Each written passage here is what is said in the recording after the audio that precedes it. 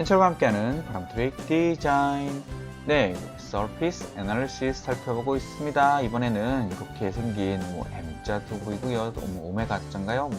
이렇게 보이는데요. 하나씩 살펴보도록 하겠습니다. 에어리어, 그 다음에 볼륨, 얘네들 먼저 보고요. 그 다음에 에어리어 모멘트와 볼륨 모멘트 보도록 하겠습니다. 얘네까지는 참 좋았는데 말이죠. 네, 한번 볼게요. 어렵지 않아요, 그죠? 우리가 박스를 직접 그리셔도 좋고, 우리 숫자를 좀 조절해야 되니까 우리 오랜만에 서피스에서 박스, 박스 꺼내서 한번 보도록 하겠습니다. 도메인 박스 넣으시면 여러분이 원하는 크기로 좀 만드실 수 있는 거 아시죠? 그래서 숫자를 예를 들면은 우리 10x10x10, 10x10, 10x10 회사와 아무런 관계도 없습니다.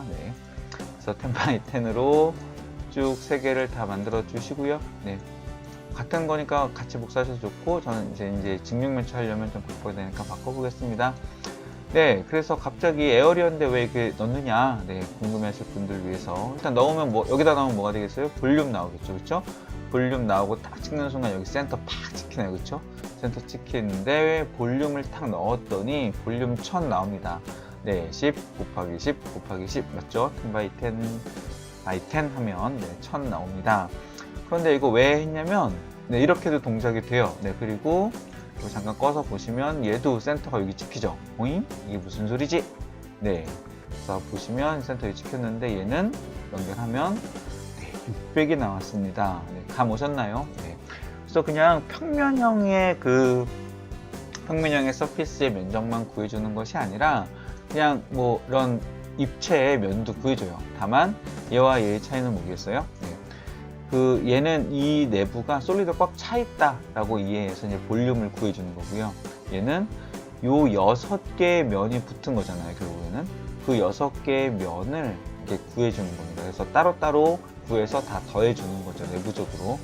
그래서 이렇게 해서 되는 거 이해하실 수 있고요. 제가 재밌는 실험 한번 해볼게요. 베이크 한번 하고요. 베이크 위에 나왔네요, 그쵸? 그래서 explode 하겠습니다. 얘를 부셨어요, 그렇죠? 그리고 얘를 하나 날리고, 그럼 이게 내부가 들여다 보이는 그런 속 보이는 그런 애가 됐습니다. 그 다음에 join 하셔서 5개의 서피스를 하나의 서피스로 붙였습니다. 그래서 우리 저 B랩, 저 B랩 그대로 가져올 수 있겠죠. 그래서 set B랩 해서 얘를 하나 딱 가지고 왔습니다. 가지고 온 다음에 얘를 여기다가 연결했어요. 그럼 뭐가 나오겠습니까? 당연히 500이 나오겠죠. 그리고 센터 보시면 요즘 안 보이니까 가릴게요. 센터가 살짝 내려간 거 보이죠? 요 점입니다. 아까는 연결했었을 때 센터 같이 연결해 보면 5,5,5. 그래서 요 박스의 가운데 나왔을 텐데요. 이번엔 제가 위치를 옮겼지만 Z값만 보시면 되겠죠? 그래서 4.0까지 내려왔습니다. 그래서 얘의 역할이 하나 빠지는 거죠, 그렇죠? 그래서 얘가 얼마였죠? 10만큼 들어 올렸던 거에서 그 역할을 6분의 1만큼 딱 빠지니까 나머지의 평균 그래프에서 4가 나오게 되는 겁니다. 사실은 요 옆면 4개의 그 평균은 5 그대로였을 거고요. 얘가 그 나머지 5개를 0으로 만들어주니까 4만큼 내려오게 되겠죠. 암산 빠르신 분들 암산해 보시고요. 그럼 문제는 얘죠. 볼륨을 연결했을 때 반응을 할 것이냐. 지금 보시면 B랩이 닫혀있지 않다. 그래서 이거는 믿을 수는 없다. 믿을 수 없다는 얘기는 구해줬다는 얘기네요. 그죠? 딱 보면 833.33333. 이렇게 자기가 자기 맘대로 그냥 계산을 해버립니다. 4.5 이렇게 계산하고요. 그래서 적당히 자기가 이쯤 되면 어디쯤까지 막혀있지 않을까라고 해서 딱 계산을 하는 것 같습니다. 그래서 이거 숫자 보시면 아시겠죠? 여기 6분의 5까지 계산을 한 거예요. 6분의 5까지 막혀있다고 계산을 하고, 거기에 이제 센터값까지 이제 계산을 해서 4.5. 4.5인 거 보면 여기는 9라고 생각을 하는 거예요. 아니면 이게 뚫렸으니까 이렇게 해서 했는데 그 6분의 1이 됐을 수도 있을까요? 그러니까 요거에 반이 막히고 뿔처럼 하면 3분의 1 빠질 테니까 그게 더 가능성이 있겠네요. 아무튼 그런 식으로 계산을 해서 결국 얘는 닫혀있는 데에서 정확한 계산을 해야 된다 라고 생각하시면 되겠습니다. 5분 지나서 조금 있다가 더 길게 볼 컴포넌트들 잠시 끊고 오도록 하겠습니다. 아무튼 에어리어 센터와 볼륨 센터 이렇게 구해줄 수 있다. 주로 이제 면적이나 볼륨 구하기보다는 센터점 찾을 때 많이 쓰는 그런 컴포넌트였어요. 당연히 비정형 서피스, 비정형 입체에서도 적용이 됩니다. 잠시 후에 다시 올게요.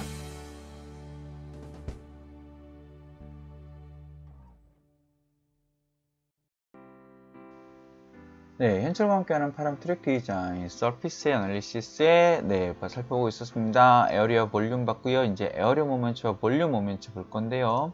네, 뒤에 뭐가 붙었다는 건 더 복잡해졌다는 얘기겠죠. 네, 여기 뭐 볼륨 센터 나오는 거 똑같아요. 그렇죠? 똑같은데 뭔가 얘네들이 막 붙었습니다. 네, 모멘트. 네, 모멘트는 모멘트의 복수형이죠. 얘 박스 가지고 올게요. 네, 이 박스는 살짝 지우고요. 네. 그랬을 때 모멘트는 순간이잖아요. 우리 지금 이 순간, 지금 이 순간, 우리가 이거를 이제 이해해야 되는 순간인데 그 순간들이 이해하기 어려우면 순간이 쌓여서 굉장히 많은 시간, 억겁의 시간이 필요한 그래서 모멘트라는 이름이 붙은 거 아닐까? 한번 드립 쳐보고 넘어가겠습니다. 그래서 이렇게 제가 이제 가지고 왔어요. 딱 연결하면 이렇게 1000이라는 값 나오죠. 그쵸? 볼륨 나오고 센터 나오고 똑같습니다. 완전 똑같이 작동을 해요. 여기까지 딱 좋았는데 갑자기 M을 확 뒤집더니 오메가를 만들더니 갑자기 이런 애들을 만들어냈습니다. 바로 오메가 회전 운동을 얘기하고 싶어서 나온 거고요. 바로 회전 운동과 관계된 지표들입니다. 기억하실지 모르겠어요.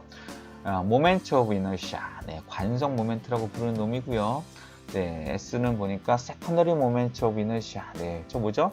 그 구조하시는 분들 잘 이해하실 거고요. 기사시험 보시는 분들도 다 기억하실 텐데 단면 2차 모멘트라고 부르던 그 놈입니다. 그래서 얘네들을 연결해서 보시면 이런 6과 관계된 값들이 막 나와요. 복잡해 보이지만 또 S도 연결해 보면 막 이런 값들 나옵니다. 그래서 요 I는 여러분 잘 아시다시피 그 관성 모멘트 수학 잘 하시는 분들 기억나시죠?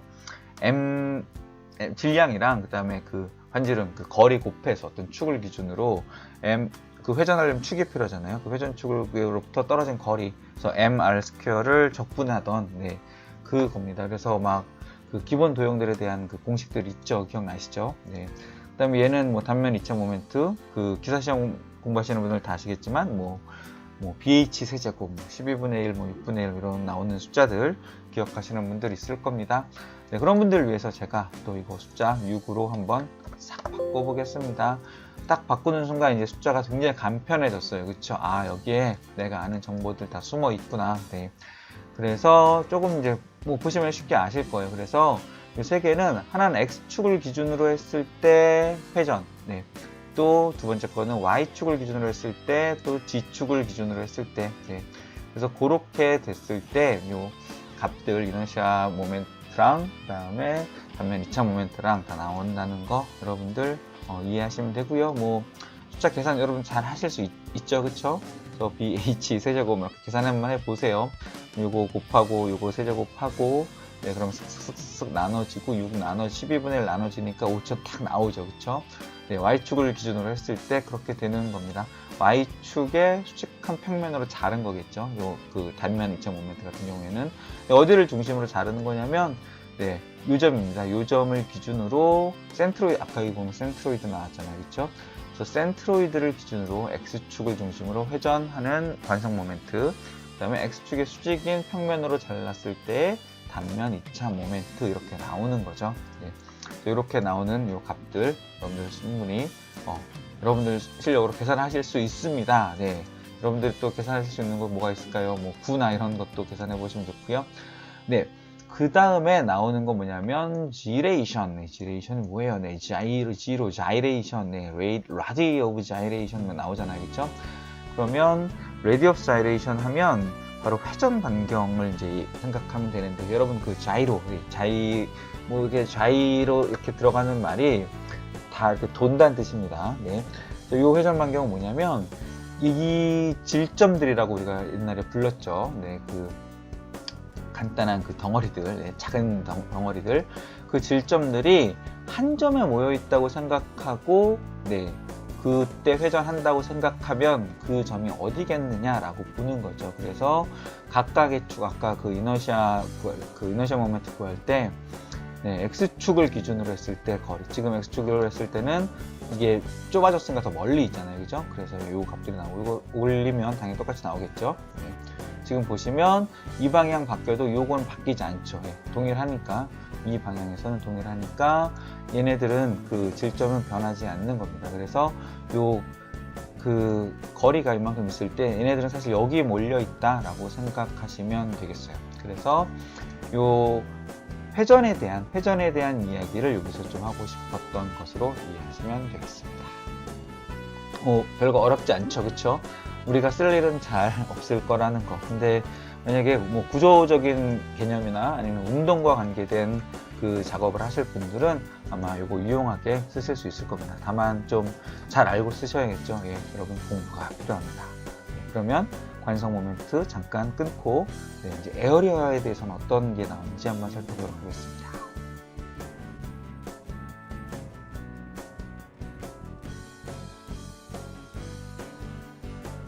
네, 저와 함께하는 파라메트릭 디자인 이제 하나 남았네요. 에어리어 모먼트. 네, 이 순간 빨리 지나가기를 바라면서 네, 에어리어 모멘트도 얘랑 비슷합니다. 그런데 이 박스 그냥 연결해 볼게요. 네, 6으로 멋지게 바꿔놓고요. 네. 그래서 에어리어 모멘트 다 연결했더니 당연히 에어리어 아까 뭐라 그랬죠?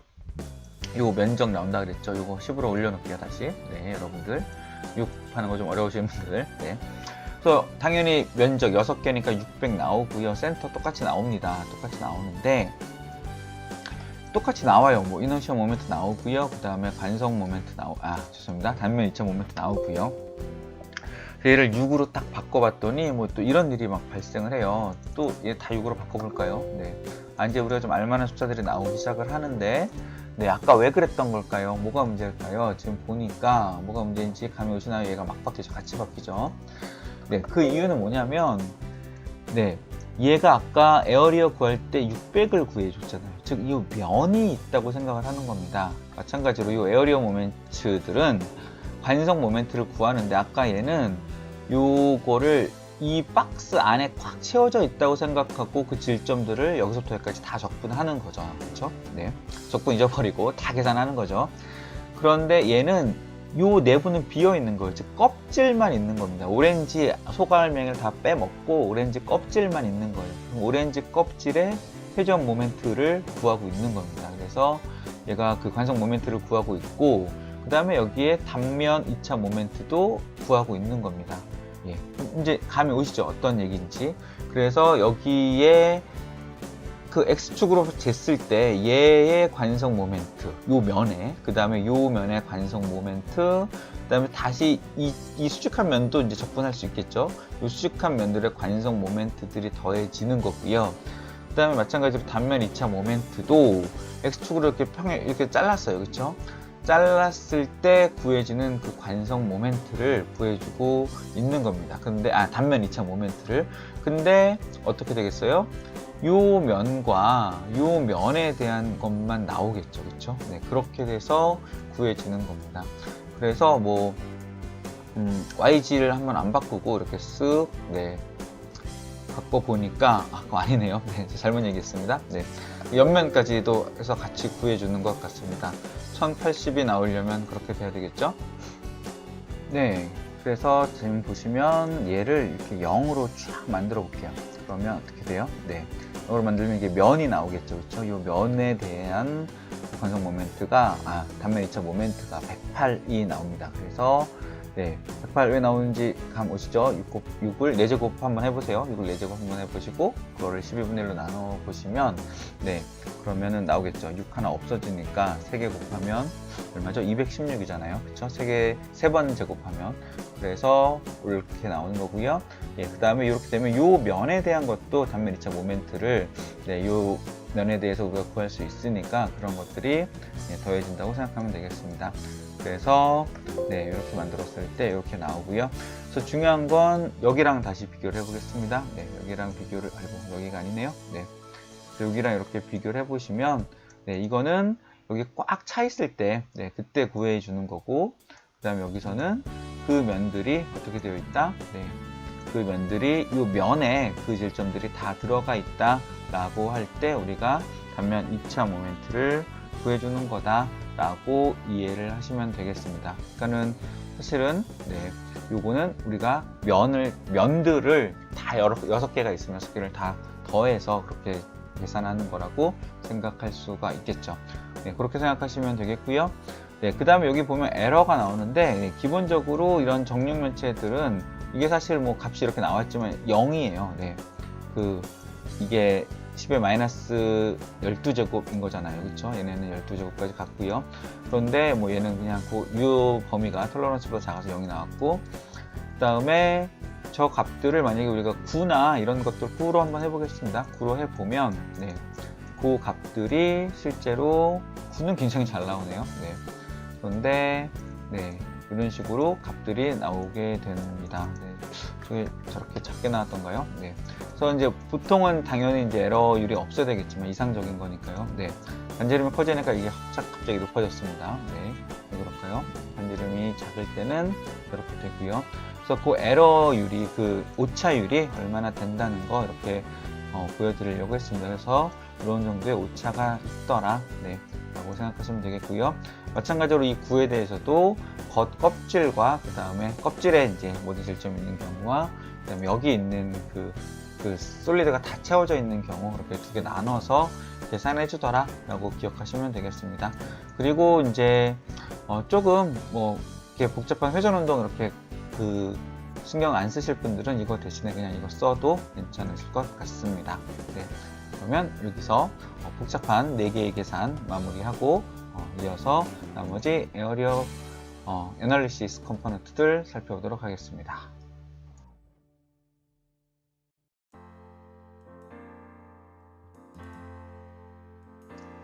힘철과 함께하는 바로메트릭 디자인 서피스 애널리시스 살펴보고 있습니다. 네, 좀 간단한 겁니다. Surface Closest Point와 VRAP Closest Point. 네, 뭐 다들 아시죠? 네, 이거 별로 어렵지 않아요. Curve Closest Point랑 굉장히 비슷한 그놈입니다. 네, 그래서 별거 아니고요. 포인트랑 그 다음에 Surface 하나 갖다 주시면 얘가 알아서 찾아주는 겁니다. 그래서 포인트랑 Surface 가져오실 수 있고요. 네, 여기서 직접 한번 그려볼까요? 오랜만에. 네. 그래서 이렇게 차에서 만들어 주시고 좀 우리 오랜만에 곡면 한번 만들어 볼게요. 네. 이렇게 해서 만들어 주시면 네. 얘가 이렇게 쓱 들어 올려 주는 겁니다. 쓱 F10 누르시고요. 쓱 들어 올려 주시고 많이 들어 올릴까요? 네. 훅 들어 올려 주시고 또 반대쪽도 훅 또 들어 올려 주시면 됩니다. 네. 난리 났어요. 그죠? 네. 이렇게 하신 다음에 네. 네, 라이너 메뉴 중에 변형이라는 게 있습니다. 거기서 저는 UVN 이동 이거 그냥 자주 쓰는데요. 전체 선택하시고 탁 쳐주시면 끝까지 쳐주셔도 됩니다. 그래서 예쁘게 쳐주시면 이렇게 서피스가 아주 예쁘게 정렬이 됩니다. 네, 그래서 너무 많이 아까 들어 올렸었나 보네요. 네, 그 다음에 적당히 리빌드 해주시고요. 네, 이렇게 하시면 이렇게 예쁜 곡면의 서피스 요 위치 왜 여기 있는지 기억나시죠? 네. 제가 기침 한번 하고 저 영롱한 목소리를 들려드리기 위해서 기침 한번 하고 왔습니다. 지금 한 열흘째 기침을 계속하고 있는데요. 여러분들 감기 조심하세요. 건강이 생명입니다. 이런 그래스하퍼가 중요하겠어요. 여러분 건강이 먼저죠. 아무튼 이 서피스를 이렇게 참조를 싹 하시고 서피스가 참조돼서 지저분해졌습니다. 살짝 지울게요. 얘가 훨씬 이쁘네요. 그리고 우리가 포인트를 여기서 잡으면 되죠. 그쵸? 그래서 포인트를 하나 탁 잡았습니다. 그래서 바닥에 놓으면 좀 그러니까 저 위로 좀 들어 올리고 쓱쓱 옮겨서 이렇게 가지고 왔습니다. 어디 갔나요? 저 밑에 있네요. 왜 저기 있죠? 쓱 옮겼습니다. 그래서 잘 보이게 이렇게 만드신 다음에 어디 이상하게 교차가 좀 됐었나 보네요. 그 다음에 얘한테 그냥 이렇게 셋 포인트를 해주시면 됩니다. 이렇게 떠있는 포인트 나왔죠? 그리고 이 포인트 여기다가 짠 하고 주시면 가장 가까운 점, 이 서피스에서 가장 가까운 점 어디야? 여기로 찾아주는 겁니다. 그래서 정확하게 위에서 아래로 떨어지는 것도 아니고요. 서피스 모양에 따라서 당연히 다르게 나오겠죠. 그래서 얘와 얘의 차이는 뭐냐면 일단 결과부터 보실까요? 여기 똑같이 연결하실 수 있겠죠. B랩은 서피스들의 중합체니까 네. 연결해 보시면 당연히 똑같은 점 나옵니다. 똑같은 점 나오고요. 디스턴스도 나오는데 거리 2.56만큼 떨어져 있다 이렇게 나오게 됩니다. 그런데 딱 뭐가 차이인지 아시겠죠? 바로 이놈이죠. 네, 이놈이 있는 겁니다. 즉 이 서피스 상에 어느 위치에 있는지, 이 위치가 어딘지 우리가 나중에 저 이제 UV 포인트를 이용해서 뭔가 또 사용할 수 있잖아요. 이렇게 딱 바꿔보시면 0.59, 0.67쯤에 되는 요 서피스 상의 UV 포인트를 찾아주는 겁니다. 그래서 UV 좌표를 같이 찾아주는 그런 컴포넌트가 되겠고요. 그 다음에 얘는 그러면 또 그럼 왜 기능을 뺐어요? 네, 왜 뺐냐면 바로 B랩에서 사용 가능하기 때문이죠. 네, B랩에서 사용 가능하다는 건 뭐냐면 다른 그냥 입체에서도 이 주변에 이런 박스를 하나 만들어 넣었어요. 그러면 이 박스에서 가장 가까운 놈이 어디인지 얘가 쉽게 찾아준다는 겁니다. 지금 보니까 이 모서리가 가장 가까웠네요. 그렇죠? 이 박스를 이렇게 옮겨가면 네, 요 제일 윗면에 있는 여기가 제일 가까워지는 거고요. 이게 여기가 아니고요. 위로 쓱 들어 올려 볼까요? 내부에 넣어버렸어요. 내부에 넣어버렸더니 밑에 있나요? 네, 밑에 있는 거는 서피스상의 이 점이죠. 네, 이 점은 요 안에 있습니다. 요 안에 이렇게 하이드해서 보시면 요 안에 있죠. 요 안에 있는 요 점에 가장 가까운 놈이 이 점에 가까운 놈이 여기 있는 거죠. 그래서 이런 거 찾을 때 여러분들 쓰실 수 있게끔 만들어져 있는 컴포넌트입니다. 즉 B랩, 우리가 서피스들을 여러 개 이상을 붙여서 만든 그런 폴리 서피스 같은 경우에 그 중에서 가장 가까운 어딘지 찾아줄 거고요. 찾아준 다음에 얘 정확한 위치가 알고 싶다. 그럼 일단 얘 찾으신 다음에 이거 B랩 분해한 다음에 여기다가 넣어주시면 되겠죠. 네. 그리고 그렇게 얘기 나온 김에 익스플로드가 아니죠. 이제 디컨스트럭트 B랩. 네. 디컨스트럭트 B랩을 하면 여기 이렇게 나왔잖아요. 그렇죠? 그럼 여기 6개의 서피스가 나와요. 그래서 6개의 서피스를 여기다가 짠 하고 꽂아주시면 그 6개의 점들 여기 다 나오겠네요. 그죠? 6개의 점들 다 나오고요.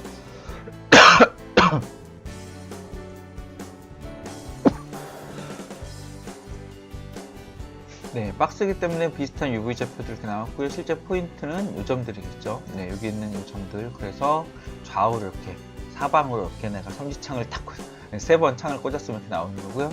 여기 조금씩 밀려 보이는 이유는 지금 그래스하퍼 요 포인트 컴포넌트가 제대로 이렇게 디스플레이를 안 해줘서 그런 겁니다.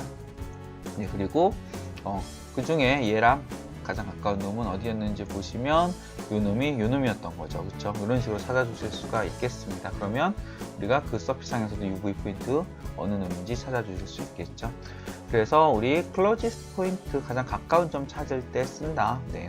만약에 연료가 얼마밖에 안 남은 그런 우주선을 타고 있다면 가장 가까운 곳에 착륙을 해야 되겠네요. 네, 그러면 여기서 끊고 계속해서 복잡한 컴포넌트들 조금씩 하나하나 살펴보도록 하겠습니다.